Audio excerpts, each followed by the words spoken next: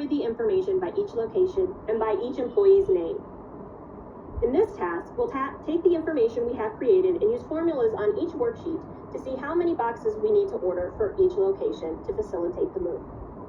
Formulas are the heart and soul of Excel. Formulas are what make Excel so powerful and practical.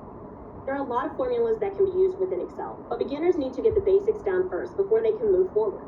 Excel formulas can be extremely complicated. If you need it for daily use with simple spreadsheets, you don't need to be intimidated by it at all. So let's get started. You should have your workbook Acme Company Move opened. Go to Annex 2 and click on the worksheet if you're not already on it. Now we need to do some analysis to make sure we have all the boxes we need for this move. Let's create a formula in column B to see the total number of boxes we need for this location. Go to the first cell that is empty within column B. You should be clicking on cell B9. Remember, you can use your arrow key to get there, or you can click on the empty cell with your mouse. You should end up finally on cell B9. Then using your mouse, double click on that cell so that you can enter the formula in. Once you can type, please enter the following: equal signs. Then what we need you to do is click on cell B2 and then hit the plus sign. Next, we'll have you repeat this process, going down, hitting each cell and plus sign, so all of them are included in your formula as seen here. Once you have all cells included, the last step, instead of plus sign, go ahead and hit enter. This will in turn calculate the number of boxes you need. You've just done your first formula. You're going to keep repeating those formulas on Annex 2, and then once you do, we're going to move over to Annex 1. If you need additional time, please pause the video and start it back up when you are ready.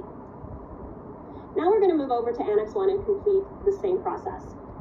What we're going to do is find that first empty cell in the column that we wish to find the information. In this case, we need number of boxes. We would click on the appropriate cell, which would be B9, and we begin to type our formula. Equals, and then click on the cell and start adding them into each other to create that formula, as seen here.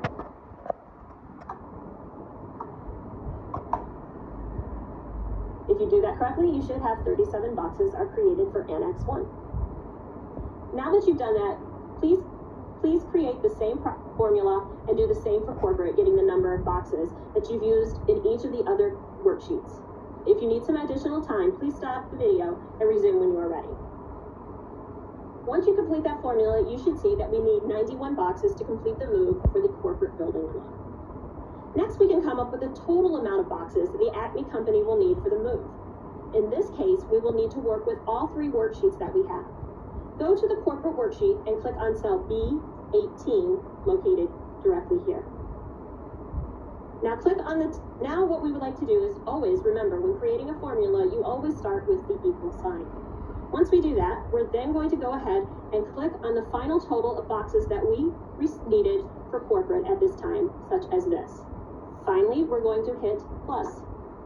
To get the information from the additional worksheets, we're going to click on each one directly. Once we have the plus sign, click on Annex 1, click on the cell with the total number of boxes for Annex 1, and then hit the plus sign again, and repeat the process with Annex 2. Once you have that last Annex 2 number in, hit enter. If you need time to complete the formula, feel free to pause the video and return when you're ready.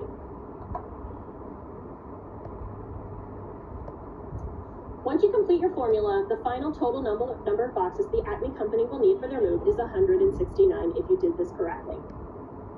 The formula here is done with addition, but remember, we can use any mathematical formula that we need, such as addition being the plus sign, subtraction is the minus sign, the division is the backslash sign, and multiplication would be used as the asterisk. I encourage you to play with the formula we set up and try each function to get familiar with it. The format always stays the same, and the action of adding, subtracting, dividing, and multiplying would be the only difference that you would need.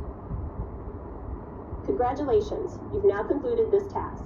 If you need additional time to complete this task, or you want to play with the formulas,